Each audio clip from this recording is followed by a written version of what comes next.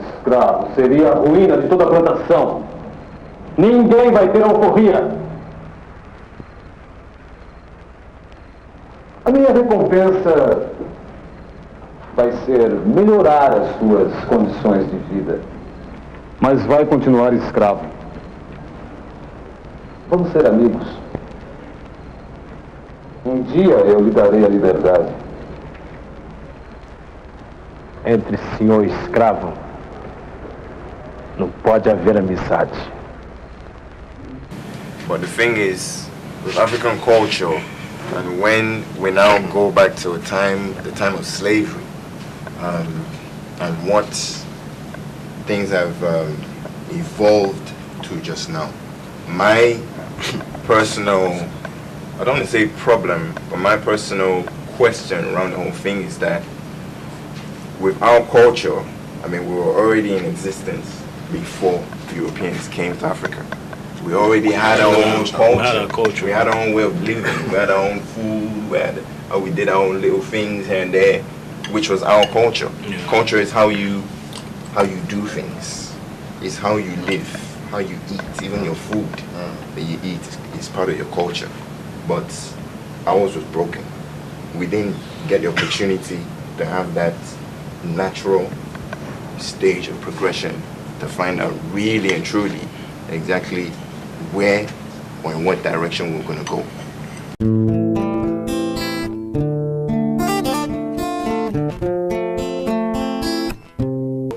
At this present point in time, it's really up to us. You know, it's not about what has happened. It's about how we want this new generation to perceive it. So if we want it to be negative, yeah, let's keep on talking about the past in a negative way. As you know, we have to move forward. Do you understand? So, you know, as we're sitting here, we're putting all the ingredients in that is necessary for this culture to be a very, very positive culture. We're educating, we're informing, and we're entertaining at the same time. So we're doing a lot of positive stuff to move this culture into a very positive light.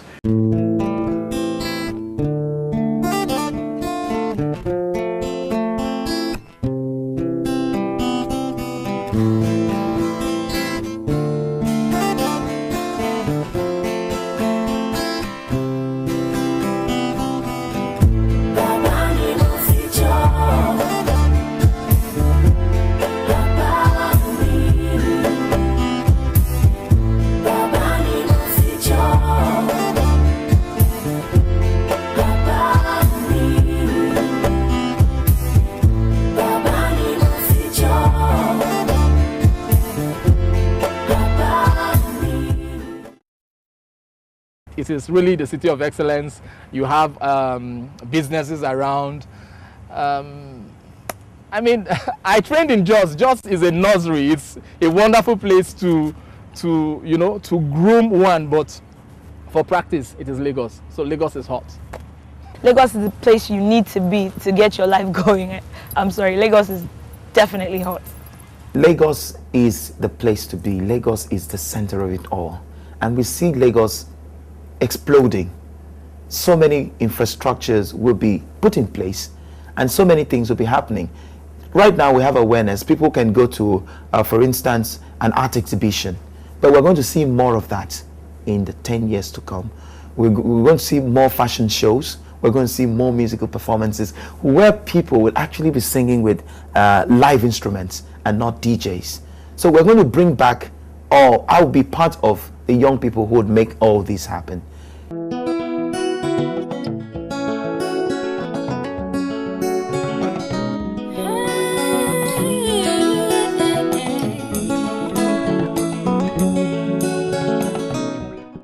Lagos is hot, period. Lagos is the buzz. Lagos is one city that captures the essence of Nigeria and who a Nigerian is. It captures our liveliness, it captures our fashion trends. Living in Lagos can be hectic, but guess what? I don't think I want to live permanently anywhere else. There's just a buzz. Lagos is hot, and I mean 150 degrees centigrade hot. We have a lot of enterprising young girls, enterprising young guys. The social circuit is a bubbling place, and there's a hustling spirit in every single person that walks around Lagos. So trust me, Lagos is definitely hot. Look, I'll tell you this, right? No matter what you say, everything that is happening in Nigeria is made in Lagos. It's out of Lagos. If you want to be big in Nigeria, you have to come to Lagos. If you want to be big in entertainment in Nigeria, you cannot sit in Jos and become big. P4 had to move to Lagos. MI had to come in. Asha had to come in. That's just music. I don't care what it is you do. You could stay in regular business and become big in Enugu, Aba, Port Harcourt, Kano, Ibadan, all those places. But if it's fashion, if it's music, if it's film, if it's entertainment, if it's events, if you're not in Lagos, tight. It's tight. So on a Richter scale in West Africa, Lagos is like a country. It's not even like a state.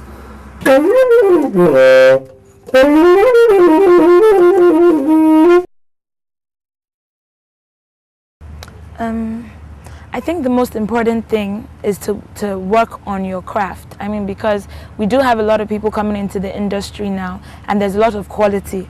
But I think it's important not to compromise the quantity. You know, some people are here just because they want to be seen on TV and everything. But, you know, it's important to work on the craft. If you do have a talent, then harness it and work on it. And, you know, give it your best shot. Talk about things that you do know.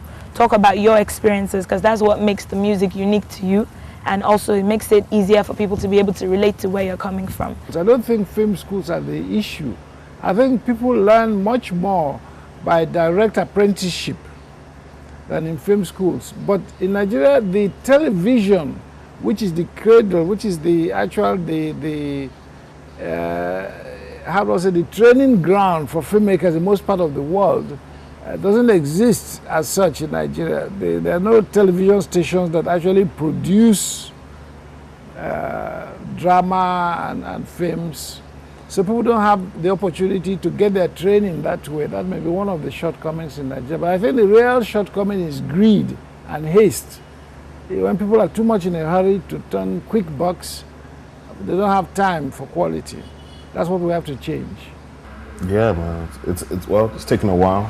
I think the kind of stuff that you're talking about and what's really happened is that a lot of Nigerians, maybe in the last 25 years, kind of re-established their self-confidence. Because, you know, when we came out of the military government situation, always when you come out of military government, you begin to get creative expression.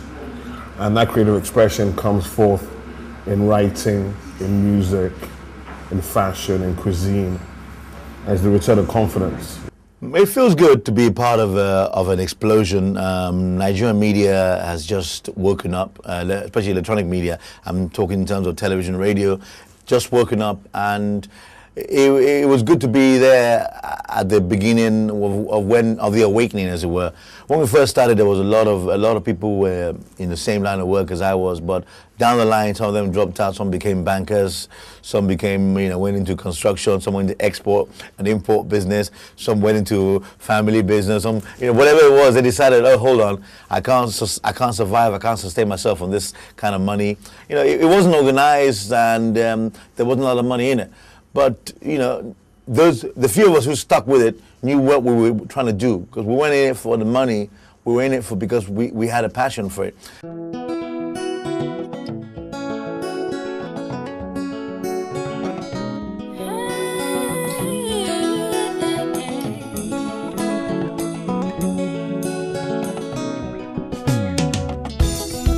was in love with this very cute boy. Whatever made him cute, I really can't tell. Gave all I could, I did all I should, trying to make him see the way I feel, but he was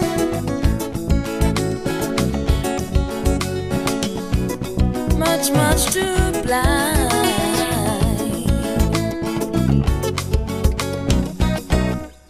Open your eyes, open your eyes, open your eyes. Can't you see? Love me now, love me now, love me now.